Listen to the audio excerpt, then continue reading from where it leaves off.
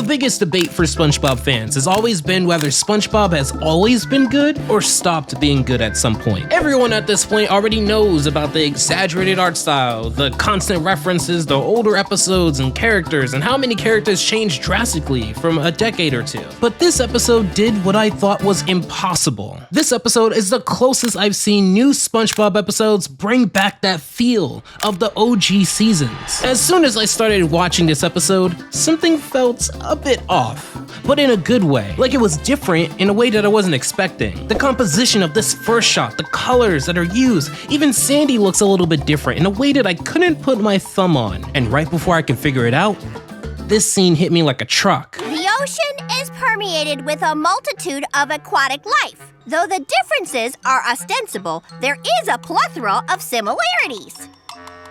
SpongeBob, are you all right? Your science paper, so cold, so didactic.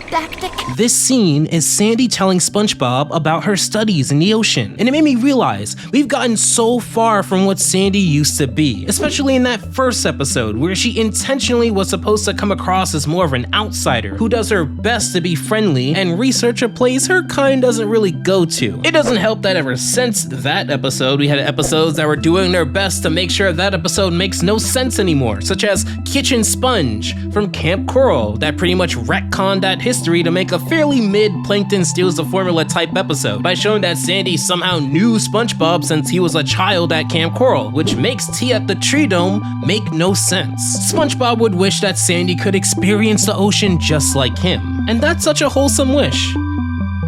As long as you don't remember that time and someone's in the kitchen with Sandy where she threw a coffee pot on her head and was able to touch the sand with her bare feet just fine, but nonetheless she's excited to try that out with her latest experiment. With this device, I'll swap out my squirrel DNA with fish DNA, and then I'll be able to breathe water. Then I can study the ocean like y'all sea critters do, without my bulky old suit on. If you've been watching these latest seasons, this episode just feels so chill. Someone somewhere wanted to make sure that no one front-loaded this episode with hyper energy. Let's face it, one of the biggest criticisms of modern SpongeBob for a lot of people who don't really watch it anymore is that it feels like it's sugar high for sugar high's sake. Personally, I've never had a problem with the cartoonishly exaggerated art style, but it was never a replacement for good writing. And that hyper style that they've had for a while made episodes I didn't like feel even more painful to go through. With the press of a button, Sandy goes from an air breather to a water breather. And that's when I figure it out.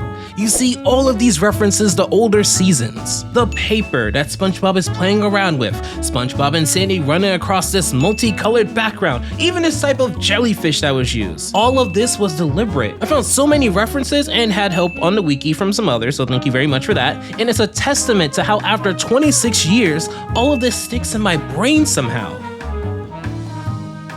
We also learned that Sandy is a masochist. Ouch! Ow! Those stings hurt extra without my diving suit on. It's kind of invigorating. Now come on, Sandy, this is a family-friendly program. You can't have the kids see you explore how much you like pain. Less pain, more flowers, because I have a lot of flowers to give this episode. Whoever worked on this episode, on the visual side, you need like a triple promotion. All of these shots are beautiful. I love the gradients in the sky in practically every shot. It has this super warm feeling that probably helps in invoking the nostalgia this episode does a wonderful job of doing. I'm fairly certain in a lot of small ways, Sandy and SpongeBob look different. Not necessarily a one-to-one to their tea at the Tree Dome feel, but a change that I'm more than okay with. They use the water overlay in this episode, which is sorely missed and helped the show gain its identity in the first place. There's a lot more unique animals in this episode than there'd normally be. There's also just so many new or rarely used locations that really help give this episode a different feel. Almost as if this episode is a shot-for-shot remake of some old season 2 episode that never came out, and they modernized it instead. Plus, it was fun to watch SpongeBob and Sandy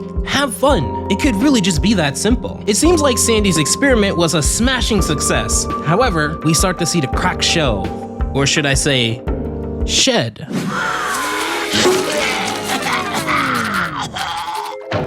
Sandy, you're shedding. And you got scales. Good golly, I am, and I do. We start to get clues that Sandy is going through a bigger transformation than she ever expected, but for now, we have some more iconic spots to go to, such as Goo Lagoon, which is the perfect location for SpongeBob and Sandy to go to. The first time we've seen Goo Lagoon in this show is Ripped Pants, a SpongeBob and Sandy episode where she was enjoying her time, but she was in her suit. It's just a satisfying full circle moment to have her be able to swim just like SpongeBob. It's also here where she goes from full fur to scales, shedding most of it except her tail, which is a pretty good clue as to what's to come. I do want to make something super clear though. As much as I'm talking about the visuals in this episode, the writing here is incredible. It feels like a return to form. It's super simple. Sandy wants to try a new thing, they have fun, and there's no fluff. A lot of post-sequel episodes feel like they're running through a checklist just to add the same things you've heard of so many times. Squidward was in this episode and they didn't feel the need to inflict pain on him. Patrick was in this episode and he didn't have to mindlessly eat the thing that was important for everyone else. It felt like for a very brief moment that they actually just let the characters be characters and not this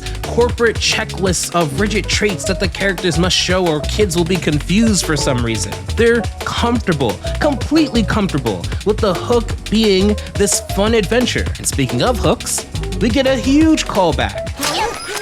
Oh, those shiny hooks look delicious. Sandy, no! Sandy, stay away from those. But they're so inviting.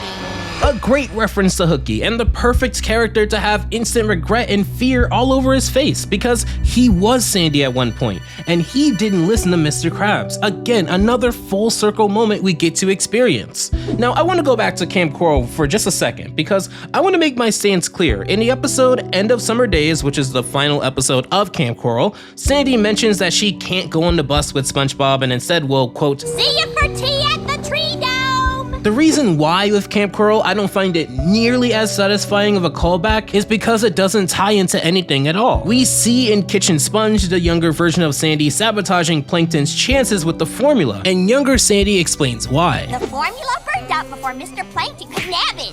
Now it can be safely rediscovered in the future. Good work, little Sandy.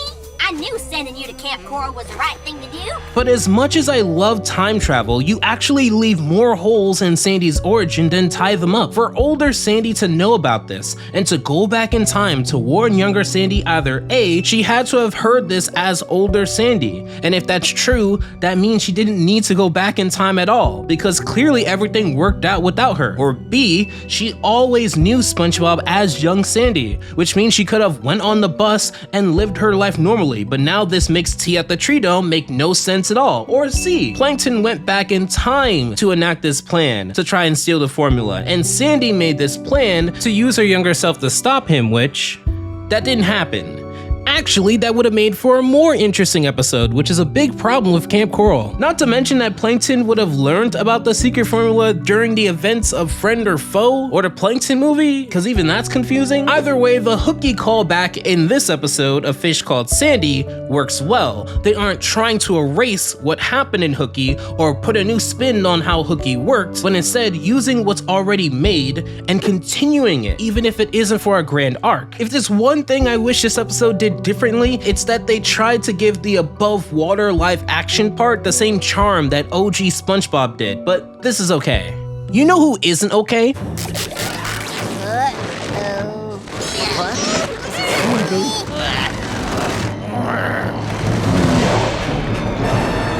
Yeah, Sandy isn't okay. I also like the subtlety of how we started with the comfy afternoon skies and slowly through the episode things get dark, building this climax beautifully. We get another call back with Gary meowing on this fence in a similar fashion to I Was a Teenage Gary, and this new Sandy starts to attack. It's a lot of fun energy with a quick death fake out with another callback to the glasses SpongeBob used in Tea at the Tree Dome. He manages to get Sandy in a kennel to take her back to her home in desperate need of an antidote.